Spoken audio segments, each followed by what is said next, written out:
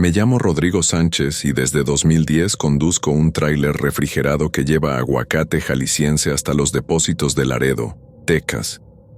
He sorteado asaltos, nevadas y carreteras que se desmoronan sobre barrancas.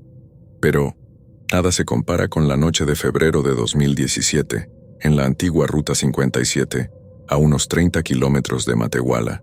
Desde entonces, cada vez que arranco el motor temo encontrarme de nuevo con aquello que vino a quebrar la lógica del camino y de mi propia cordura. Era poco más de la 1 de la mañana. El termómetro del tablero marcaba 10 grados, aunque afuera reinaba un viento gélido impropio del semidesierto.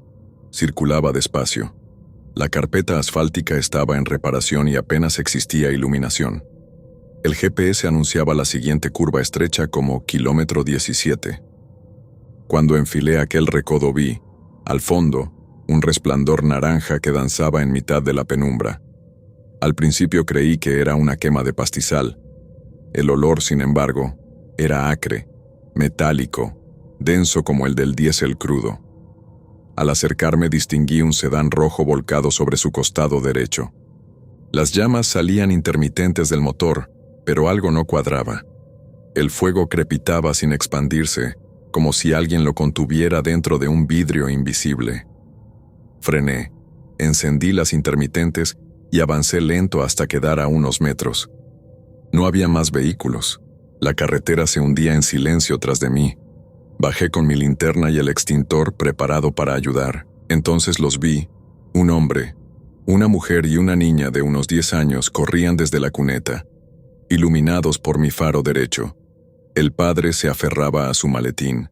La madre abrazaba a la niña, que tiritaba en sudadera y pijama. Cuando llegaron, a mi lado vi que sus ropas no tenían una sola mancha de humo. El hombre jadeó. «Por favor, llame a emergencias, no tenemos señal». Les indiqué que subieran a la cabina para guarecerse y marqué 911. La operadora advirtió que tardarían cerca de 1 hora. No había patrulla ni ambulancia disponible en ese tramo. El viento soplaba extraño. Era helado, pero el fuego seguía ahí, contenido, casi quieto. Llevé a la familia a la cabina. La niña se acurrucó en el asiento del copiloto y la madre le dio agua de mi cantimplora. El hombre regresó conmigo para intentar sofocar las llamas. Caminamos juntos, y mientras avanzábamos noté que el fuego se hacía más tenue, como si se extinguiera a cada paso que dábamos. De pronto, el sedán dejó de arder. Ni humo, ni calor. Solo la carrocería ennegrecida brillando bajo la luna. Pensé que era buena señal, pero enseguida percibí otra cosa. Detrás del volante, donde la luz de mi linterna se reflejaba en el cristal estrellado, apareció una silueta. No la había visto antes. Tenía la piel completamente carbonizada, los ojos hundidos y una sonrisa rígida, amplísima, que relucía con un tono enfermizo. No se movía, no parpadeaba, solo me miraba. Sentí un nudo en la garganta. El hombre junto a mí se quedó mudo, agachó la cabeza y comenzó a sollozar. Me acerqué un paso más, hipnotizado por aquella presencia. El cristal se empañó desde dentro, como si la silueta exhalara vapor helado. Luego, la sonrisa se agrandó todavía más, rompiendo la piel, cuarteada alrededor de la boca. El hombre gritó y se echó hacia atrás. Yo apunté con la linterna y al instante la figura desapareció, dejando el asiento vacío. Regresamos al tráiler. El padre apenas podía articular palabras. Tomó aire y murmuró: «Lo he visto antes. Siempre me encuentra». La madre lloraba, en silencio. La niña, aún desorientada, miraba por la ventana sin comprender. Traté de tranquilizarlos con frases que ni yo creía. Entonces el tablero se apagó. Todo quedó a oscuras excepto mis luces de emergencia en la carretera y el resplandor mortecino que empezaba a renacer dentro del sedán. El motor de mi tráiler gimió. Un olor a caucho requemado inundó la cabina. Revisé los indicadores. Temperatura al máximo. Presión de aceite desplomada. Jamás había visto fallar mi máquina así. Encendí el interruptor del corte de corriente y bajé a revisar. Al abrir el cofre, Un chorro de aire helado me golpeó como si hubiese destapado un congelador industrial. Cada manguera del radiador estaba rígida, cubierta de escarcha. Toqué el metal del bloque y casi me quemo de frío. Retrocedí congelado de miedo. Desde la cabina, la niña me llamó con un grito ahogado. Miré al frente. La silueta carbonizada estaba ahora junto a la puerta del copiloto, pegada al cristal, exhibiendo esa sonrisa imposible. Sus manos eran costillas negras repletas de astillas de hueso. Con un movimiento lento, marcó un círculo sobre la ventana empañada y dibujó 3 líneas verticales, como si rayara un portón imaginario.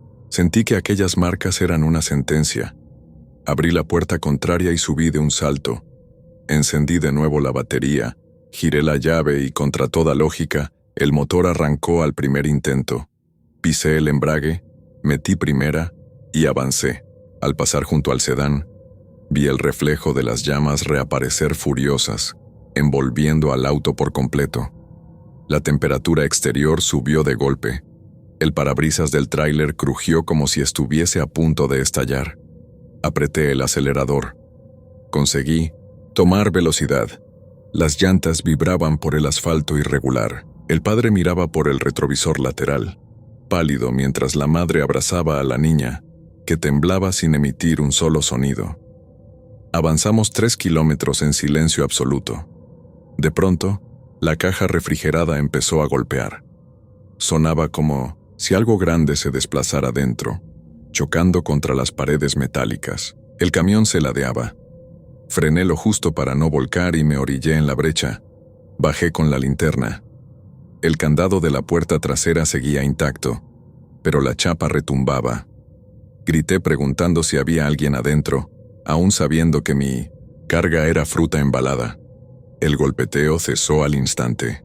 Apoyé la mano en el metal. Estaba ardiendo, a pesar del aire gélido que continuaba soplando. Escuché un crujido detrás de mí. Al voltear, vi a la silueta, ahora a un par de metros, emergiendo de la maleza del caminar lento y crispado de un animal que no sabe usar su cuerpo humano. Tenía la boca tan abierta que la mandíbula parecía desencajada. De esa cavidad surgía un rumor grave, como el bramido de un horno. Corrí a la cabina y metí marcha. El camión respondió con un rugido y me incorporé al camino. A toda velocidad, los faros alumbraban la recta interminable. El tablero comenzó a parpadear con códigos de error. Las agujas subían y bajaban sin sentido. Entonces un olor a fruta podrida llenó el aire acondicionado. Miré el termómetro interior. La temperatura de la caja refrigerada había subido a 40 grados y no dejaba de ascender. El padre se aferraba al asiento, murmurando una letanía en voz baja. La madre abrazaba a la niña, que finalmente rompió en llanto. Yo solo conducía esperando ver luces de un poblado o una estación de servicio. Pero durante varios kilómetros no apareció nada. La Ruta 57 se había convertido en un corredor de tinieblas y calor nauseabundo. De la nada, el asfalto comenzó a iluminarse con destellos rojizos que surgían desde abajo, como brasas ocultas bajo una capa de carbón. El volante vibraba con fuerza, el motor se detenía y arrancaba solo. Sentí que perdía el control, y en un intento desesperado ajusté los espejos. La figura carbonizada corría detrás del tráiler, sin tocar el suelo, envuelta en llamaradas que no iluminaban nada, salvo su propia piel agrietada. Sonreía con una serenidad espeluznante, como si disfrutara vernos huir. Al fin apareció un letrero verde fosforescente. Caseta de cobro, 5 kilómetros. Apreté los dientes y mantuve el acelerador a fondo, rogando que la caja no se incendiara por dentro. El olor a fruta podrida se tornó ácido, mezcla de amoníaco y madera quemada. La niña gemía. El padre, con los ojos cerrados, se aferraba a un rosario. Yo escuchaba mi corazón latir como martillo en el pecho. Cuando divisamos las luces de la caseta sentí un hilo de esperanza. Reduje velocidad, detuve el camión en la línea de la báscula y bajé, gritando por ayuda. Un vigilante salió de la garita mientras pulsaba su radio. Señalé la caja, contándole que algo golpeaba desde dentro. Corrimos a la parte trasera. El candado estaba rojo vivo, a punto de fundirse. El guardia retrocedió, incrédulo. Entonces el ruido cesó de golpe, y el metal se enfrió ante nuestros ojos, dejando apenas una mancha oscura. Patrullas de la Guardia Nacional arribaron minutos después. Tomaron mi declaración, revisaron la caja y hallaron la carga intacta, fría como debía estar. Ni rastro de calor, ni olor fétido. La familia fue trasladada a un consultorio improvisado en la caseta.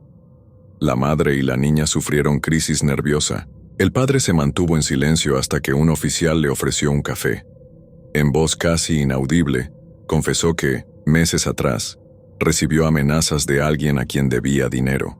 Contó haber hallado gallinas decapitadas en su patio, figuras de cera con su nombre grabado y, poco después, accidentes inexplicables, caídas, lesiones, incendios menores. Dijo que la silueta carbonizada aparecía siempre antes del desastre, observándolo con esa sonrisa rota. Los agentes anotaron todo, sin saber qué hacer con la información. A mí me permitieron descansar en el estacionamiento. No cerré los ojos. Cada vez que parpadeaba veía al espectro relumbrar detrás del parabrisas. Al amanecer me entregaron un parte. El sedán había sido hallado calcinado, sin víctimas en 1900 su interior. Nadie comprendía de dónde salió la familia ni cómo escaparon ilesos. Tampoco pudieron rastrear al supuesto acreedor que, según el padre, había desatado aquella persecución infernal. Retomé la ruta cuando el sol estaba alto. El tráiler funcionaba perfecto, como si nada hubiera pasado. Conduje hasta Laredo sin contratiempos, pero el hedor a fruta podrida vuelve de vez en cuando, impregnando la cabina en plena madrugada, y entonces sé que aquello sigue ahí, recordándome que el asfalto también tiene sus fantasmas.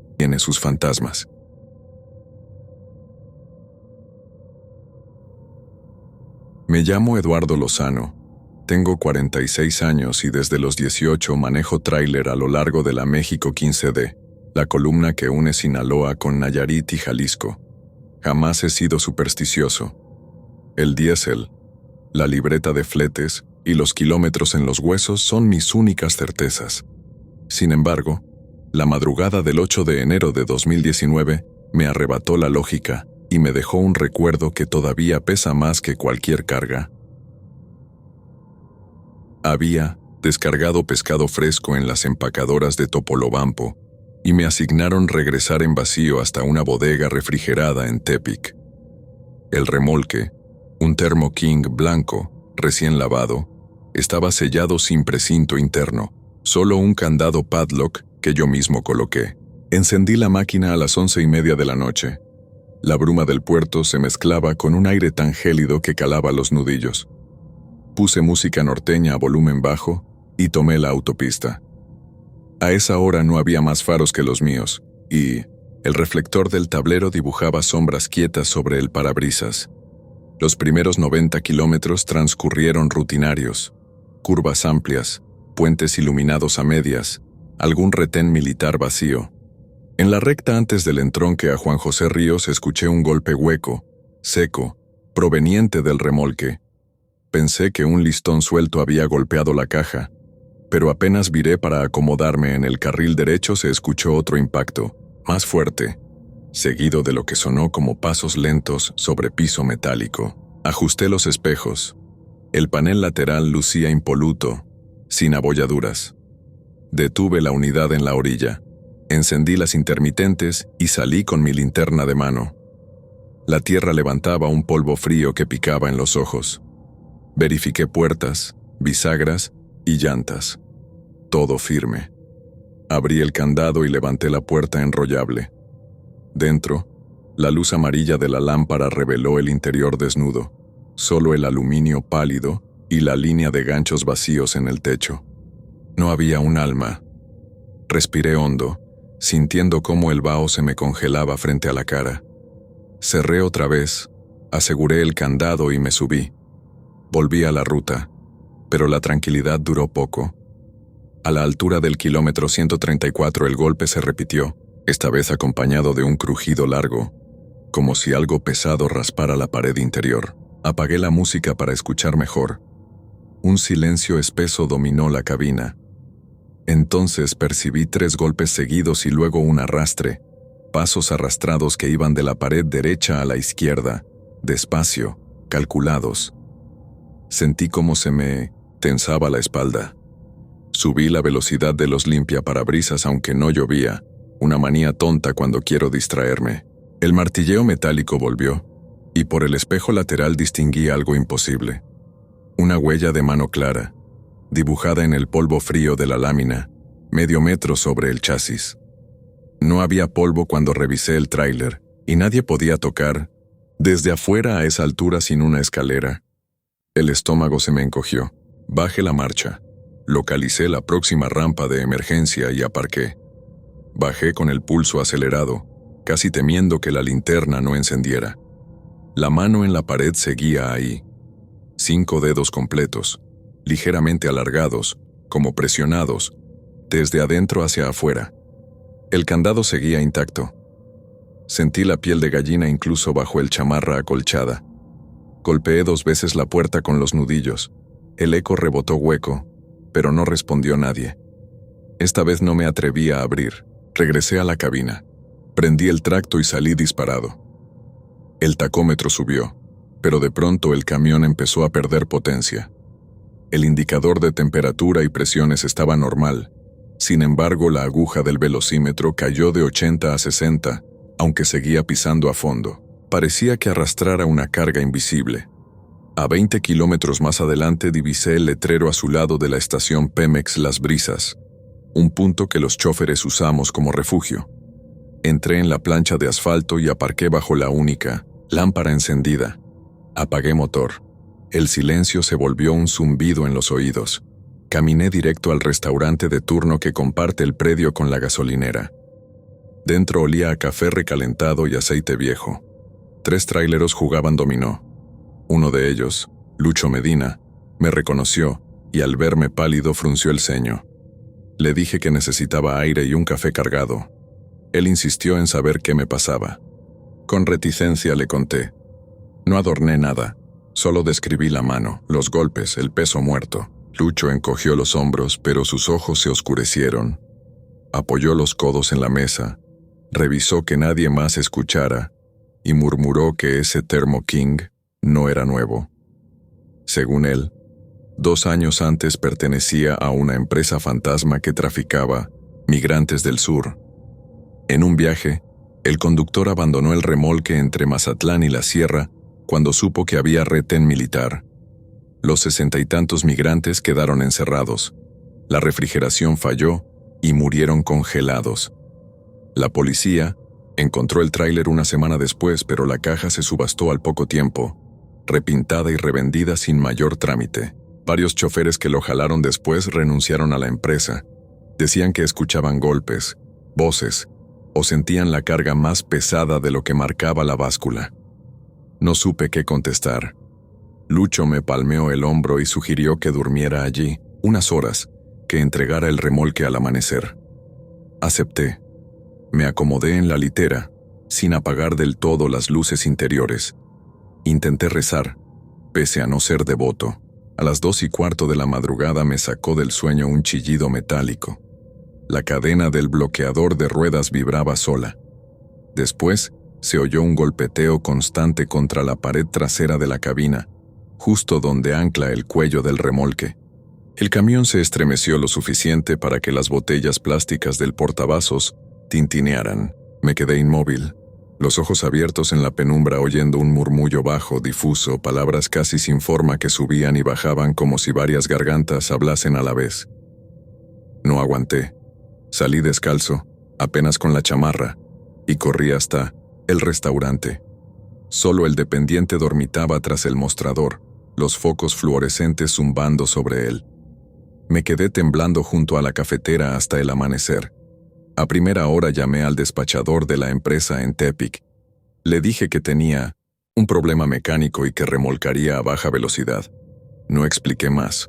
Volví al tráiler a las 6:23. El candado seguía ahí, pero el acero alrededor estaba escarchado, como si la propia puerta transpirara frío. Subí, encendí motor y continué. El peso extraño desapareció tan pronto salí del patio de la gasolinera, como si algo hubiera optado por quedarse. El trayecto restante, unos 180 kilómetros, transcurrió sin nuevos ruidos, ni manos en el polvo, ni golpes. Pero cada tanto sentía un descenso brusco de temperatura en la cabina, una bocanada de aire helado que olía a óxido y sudor rancio. Llegué a la bodega frigorífica de Tepic después de mediodía. Al entrar, uno de los supervisores me señaló el muelle 5 para desenganchar. Maniobré. Cuando el remolque tocó la base sentí un crujido intenso, similar a un suspiro colectivo. Coloqué cuñas, saqué la línea de aire y bajé. Al mover la palanca del soporte observé algo que me paralizó. Respiración condensada escapaba por la unión de puertas, como si dentro hubiese un clima polar. Nadie había encendido el sistema desde Topolobampo. El supervisor se acercó. ¿Refrigeración prendida? Negué. Él tocó la hoja metálica y retiró la mano de inmediato, sorprendido por el frío. Decidí no abrir. Firmé los papeles de 1900, recepción en blanco y me largué. Esa noche, en el patio de maniobras de la base, dejé el tracto sin enganchar a nada. Pedí vacaciones pendientes y me largué a casa de mis padres en Culiacán. No dormí bien en semanas. Cada bocina de camión, en la distancia me devolvía aquella huella en polvo. El peso muerto, los murmullos.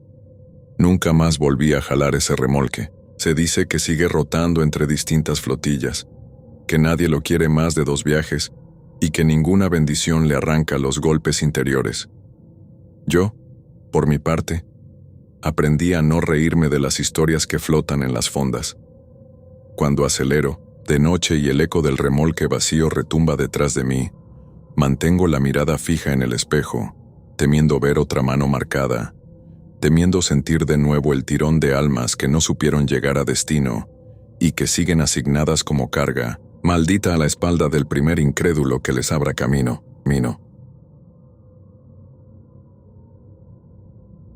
Llevo 3 décadas recorriendo la espina dorsal de México con mi tráiler y pensé que ya nada podría arrancarme el sueño en mitad de la ruta.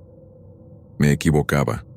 Aquel viaje, en el verano de 2022, me marcó más profundo que cualquier curva peligrosa o asalto carretero. Había salido de Lázaro Cárdenas con un cargamento de láminas rumbo a Monterrey. El itinerario era simple: tomar la 57 y devorar la noche para entregar a primera hora. Sin embargo, los problemas, con mi hijo mayor, pleitos que se habían vuelto costumbre, me traían un nudo metido en la boca del estómago. Con cada kilómetro, la discusión volvía a martillarme la cabeza, y el rugido del motor apenas lograba tapar el remordimiento. La luna menguante no alumbraba gran cosa aquel tramo semidesértico entre San Luis Potosí y Matehuala, y el termómetro de la cabina marcaba 12 grados, suficiente para que el frío se colara por las rendijas y me mantuviera alerta. Pasadas las 3 de la mañana, una pick-up destartalada rebasó por la izquierda. Pude verla solo un segundo. Pintura azul descascarada y la caja atada con cuerdas que golpeaban contra la carrocería. Me extrañó la prisa, pero seguí concentrado en la carretera vacía. Minutos después, en una recta interminable, las luces largas iluminaron algo torcido en la brecha. Esa misma camioneta estaba volcada en la cuneta, con la trompa incrustada en un montículo de tierra. Frené por instinto.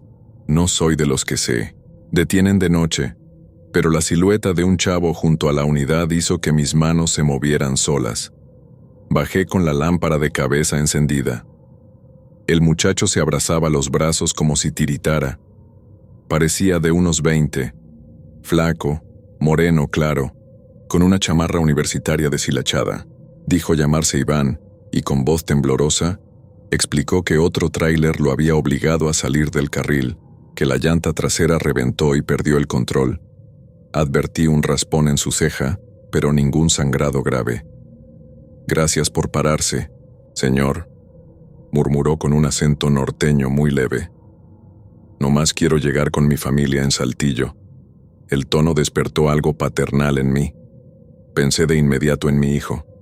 La misma edad, la misma testarudez. Coloqué el chaleco reflejante en el retrovisor y sujeté el radio para pedir apoyo, aunque la señal de ese tramo suele burlarse de nosotros.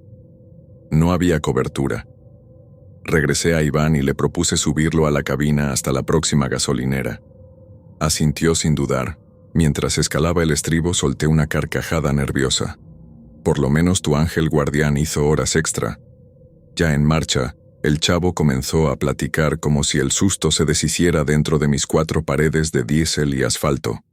Contó que estudiaba ingeniería ambiental y, aprovechando las vacaciones, había ido a visitar a sus abuelos en Ciudad Fernández. Llevaba regalos en la caja, ahora perdidos entre latas abolladas y vidrio molido. Yo asentía más que hablar. La culpa por mis broncas familiares me apretaba la garganta, y escuchar su entusiasmo me recordaba al chamaco soñador que fui. Sin embargo, algo no cuadraba. La cabina se sentía helada a pesar del calefactor. Cada tanto, Iván se quedaba inmóvil, mirando por el parabrisas con los ojos muy abiertos, como si viera sombras caminando delante del tráiler. Le pregunté si se sentía bien. Respondió apenas con un hilo de voz: no tardan en llegar. Pensé que deliraba por el shock. Subí el volumen al corrido que sonaba en la radio para romper la tensión. Ni así desapareció la extraña pesadumbre que crecía a mi alrededor, envolviéndonos como neblina. Casi a las 4:30 apareció la caseta de inspección abandonada del kilómetro 289, usada alguna vez por la Policía Federal. Allí suelen estacionarse otros operadores para intercambiar relevos. Metí direccional y orillé el tracto junto a la vieja plataforma oxidada. Le ofrecí café del termo. Aceptó, pero no acercó los labios al vaso. Sus dedos, pálidos y rígidos, sujetaron el recipiente sin que escapara vapor. En ese instante, las luces de un tortón que venía detrás iluminaron la cabina. El conductor bajó, un sinaloense al que ya conocía de vista, apodado El Güero, acompañado por su ayudante. «¿Todo bien, compa?», preguntó oteando alrededor. Expliqué el accidente y señalé a Iván sentado a mi lado. El Güero frunció el ceño. «¿Cuál muchacho?». Lo invité a asomarse, pero cuando giré, el asiento del copiloto estaba vacío. El vaso de café seguía, allí, lleno hasta el borde, sin una gota derramada. Sentí la sangre retirarse de mis mejillas. El ayudante iluminó con su linterna la pick-up accidentada, que aún se distinguía a unos 200 metros. La chapa del cofre despedía un brillo mortecino. Parte de la cabina había cedido. Corrimos hacia allí. Dentro, atrapado entre el volante doblado y el parabrisas estrellado, yacía el cuerpo sin vida de Iván. Reconocí la chamarra universitaria, la misma que hacía minutos rozaba mi asiento. La rigidez cadavérica indicaba varias horas de muerte. Uno de los paramédicos, llegaron tras el aviso de El Güero, estimó que el deceso sucedió alrededor de la 1 de la madrugada, mucho antes de que yo lo viera haciendo señas. Escuché el comentario y sin poder contenerme, me aparté para vomitar junto al muro grafiteado de la excaseta. Cuando recobré la respiración, recordé cada detalle: la conversación, el café intacto, sus ojos clavados en la oscuridad, la frase «no tardan en llegar». Los agentes de la Guardia Nacional me tomaron datos. Traté de mantenerme firme, pero las manos me temblaban tanto que casi no podía firmar la declaración. Uno de ellos, un cabo joven, murmuró que en ese tramo hay reportes frecuentes de apariciones tras accidentes fatales. No era la primera vez que un operador juraba hablar con un difunto. No quise escucharlo. Salí a la explanada y observé el cielo teñido por las primeras pinceladas de amanecer. El aire seguía cortante y, sin embargo, yo sudaba frío. Mientras retiraban la carrocería destrozada con una grúa, me apoyé contra la defensa y pensé en mi hijo. La discusión, tan insignificante ahora, me pareció una tontería imperdonable. Imaginé a mi muchacho varado en medio de la nada, invocando ayuda que tal vez nunca llegara. La garganta se me cerró. Comprendí que cargaba un miedo nuevo. El horror de que los vivos podemos fallarles a quienes amamos hasta que sea demasiado tarde. Reanudé camino cerca de las 7. El termómetro ascendía, pero la cabina se sentía hueca. El vaso de café seguía allí, sin una sola marca de labios, y el asiento conservaba la leve impresión de un peso ausente. No me atreví a tirarlo. Lo dejé como recordatorio silencioso. Kilómetros después, al alcanzar la parte serrana cerca de Los Chorros, el sol pintaba naranjas feroces sobre el pavimento. Aún así, ningún rayo logró disipar la sombra que me acompañaba desde el kilómetro 289. Llegué a Monterrey con casi 2 horas de retraso, algo inusual en mi historial. Entregué la carga mecánicamente, firmé la bitácora y busqué un teléfono público. Llamé a casa. Mi esposa respondió medio dormida. Le pedí que pusiera a nuestro hijo en la línea. Su voz somnolienta bastó para que me quebrara. Apenas pude decirle que lo amaba y que lamentaba tanto berrinche sin sentido. Él guardó silencio unos segundos. Luego dijo que también me amaba y que habláramos al volver. Ese perdón a medias me liberó un poco el pecho, aunque sabía que el paisaje nocturno que vi aquella madrugada seguiría persiguiéndome. Hoy, cada vez que paso por el 289, desacelero y toco el claxon 3 veces. He oído que algunos traileros usan la bocina para espantar fantasmas. Yo lo hago para recordar a Iván o a lo que fuera que subió conmigo aquella noche. Mis compañeros cuentan historias de espectros que caminan a la par de las llantas, de mujeres sin rostro pidiendo un aventón, de luces que anuncian tragedias. Yo escuchaba incrédulo, pero ya no. Aprendí que el terror más hondo no es ver a un muerto, sino conversar con él sin saberlo, y al descubrir la verdad, entender que pudo ser tu propio hijo. No he vuelto a discutir al partir. Abrazo a los míos, pido disculpas por adelantado, y ruego cerrar cada llamada con palabras que valgan como despedida. De noche, cuando el diésel late bajo mis pies y la línea central se estira infinita, siento a veces un peso sobre el asiento del copiloto. No miro. Sigo conduciendo, repitiendo en voz baja los nombres de quienes me esperan. Tal vez el kilómetro 289 me enseñó que la carretera es un purgatorio donde las culpas viajan con uno, y que el verdadero peligro no siempre yace en las curvas, sino en lo que cargamos dentro cuando el mundo alrededor se queda a oscuras. Desde entonces duermo poco, y cuando lo logro, sueño con la pick-up azul detenida en un paraje sin cielo, con Iván sosteniendo un vaso de café que no puede beber, mirándome a través del parabrisas como pidiendo que no lo olvide. Me despierto sudando y corro a abrazar a mi hijo antes de que la mañana lo arranque de casa. Puede que aquella madrugada haya hablado con un muerto, pero fue un muerto quien me recordó cómo seguir vivo, cómo seguir vivo. Me llamo Ramón Quintero y desde 1997 vivo sobre ruedas.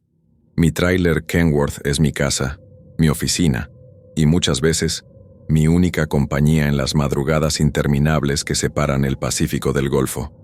He transportado de todo: tomates, televisores, partes de avión. Si cabe en la caja y pagan a tiempo, yo lo llevo. Ninguna carga, sin embargo, pesa tanto sobre mis hombros como la que arrastré la noche del 22 de junio de 2007 en la carretera Durango-Mazatlán, justo donde las montañas se alzan como murallas negras y la neblina baña el asfalto como un sudario. Aquel viaje comenzó rutinario. Salí de Culiacán con un embarque de aguacates rumbo a Veracruz. El clima estaba limpio, el motor rugía parejo y la radio de banda civil chirriaba con el eco metálico de otros choferes que pasaban reporte del camino. Entre esas voces reconocí la de Ignacio Nacho Satarain, amigo y compadre de Mil Maniobras. Él venía unos kilómetros adelante, bajando la sierra con un cargamento de químicos para una fábrica de pinturas. Hablamos de cosas simples: el inminente nacimiento de su primer nieto, el precio del diésel, la eterna promesa de cambiar de oficio antes de que la espalda se nos partiera en dos. El sol se puso del lado de los acantilados y dibujó un filo rojo sobre las nubes. Fue entonces cuando la frecuencia se ensució con un chasquido seco, como si alguien hubiese golpeado el micrófono contra la cabina.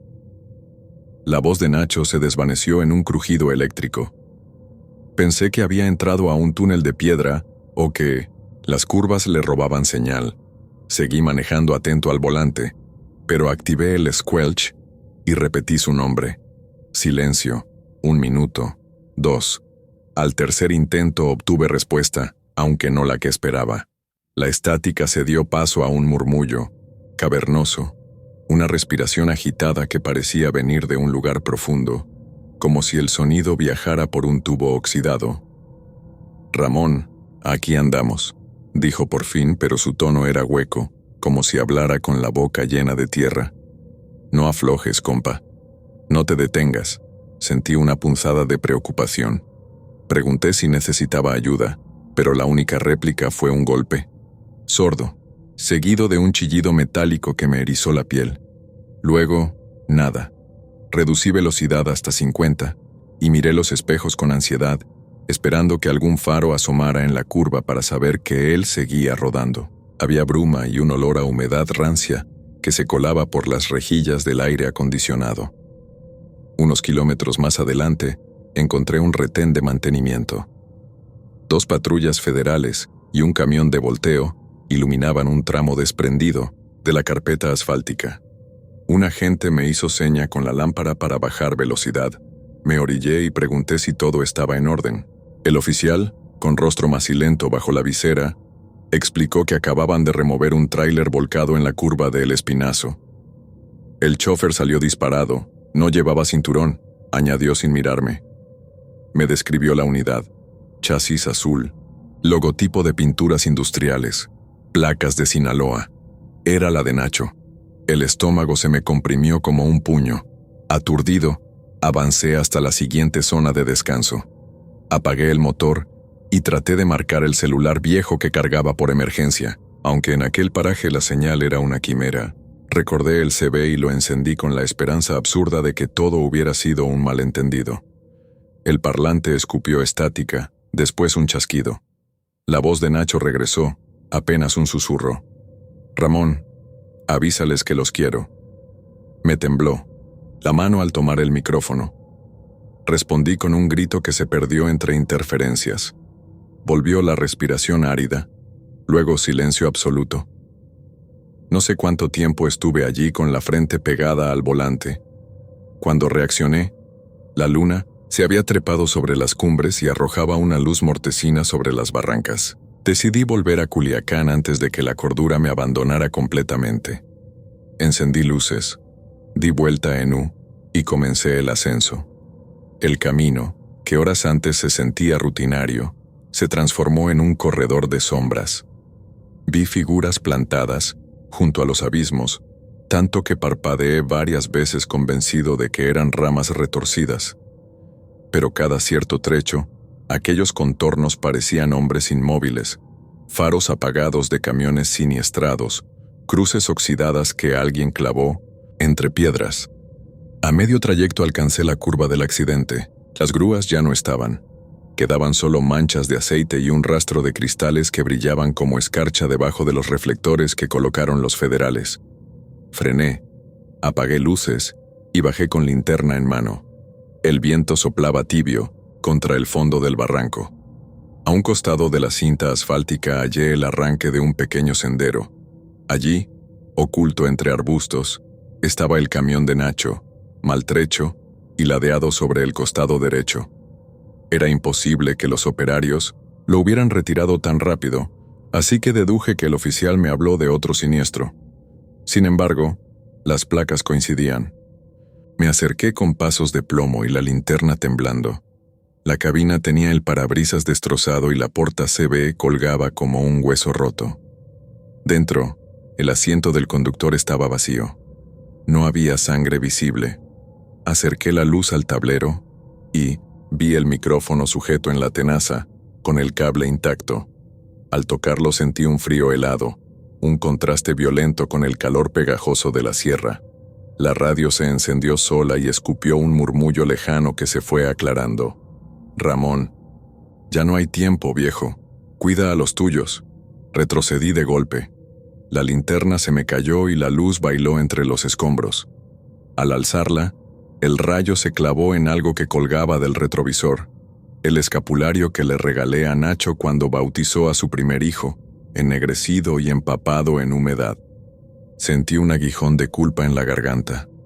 Me subí al estribo para sujetarlo, quizá con la esperanza absurda de sacarlo y llevarlo a su familia, de hacerlo tangible. En cuanto mi mano lo tocó, el CB chirrió con un pitido agudo, y las luces interiores parpadearon aunque no había batería conectada.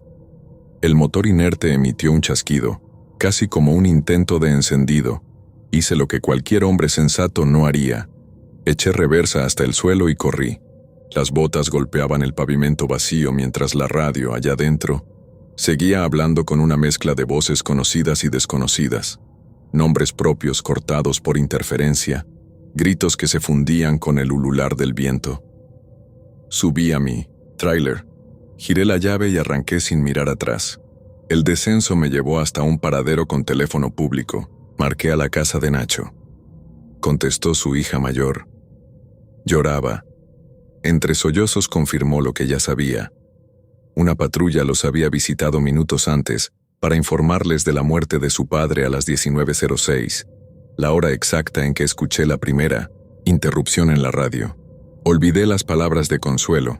Solo atiné a decir que él los amaba, porque así me lo pidió el eco de su propia voz. Regresé a mi hogar roto. La madrugada me alcanzó a la altura del Salto, y con ella llegó un desfile de luces en sentido contrario, tráileres y autos, que parecían avanzar en cámara lenta.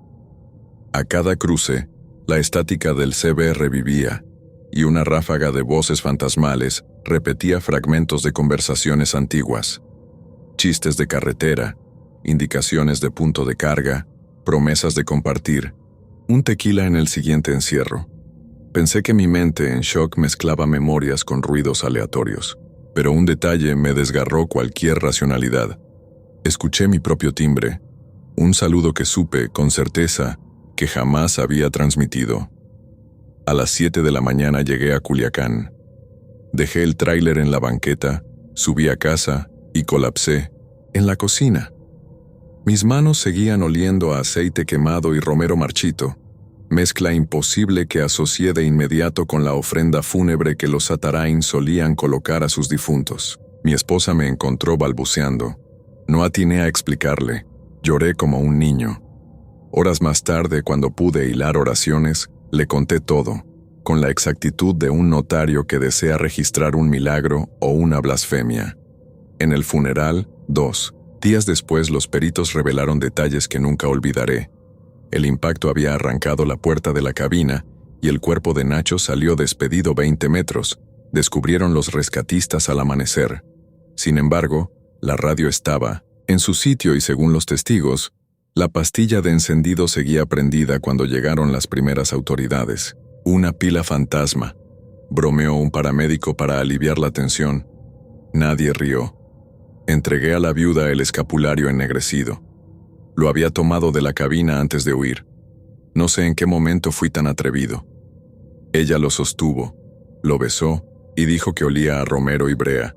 Ese olor que solo se desprende, aseguró, cuando un alma se queda atrapada entre dos mundos. Volví a las carreteras. No sabía hacer otra cosa, pero cada vez que enciendo el CB y un estruendo de estática me sacude, aprieto el volante hasta que se me adormecen los dedos. Espero, con terror resignado, que la misma voz regrese para advertirme de algún abismo que aún no alcanzo a ver. Cuando eso ocurre, siento que las luces del tablero se atenúan apenas un instante, lo justo para recordarme que, en el asfalto, la muerte no siempre espera en la cuneta. A veces viaja en el asiento del copiloto, disfrazada de amigo, con el micrófono en la mano y un mensaje que ningún vivo debería oír. Hoy comparto esta historia porque el recuerdo me obliga, y porque algún otro chofer, tal vez tú que lees, comprenderá que el camino guarda memorias que ninguna pala logra enterrar. Si alguna noche escuchas tu nombre salir de un aparato que creías apagado, no intentes responder. Acelera. No mires atrás. Algunos adioses pesan más que la carga más pesada, y no todos los fantasmas se conforman con un último viaje.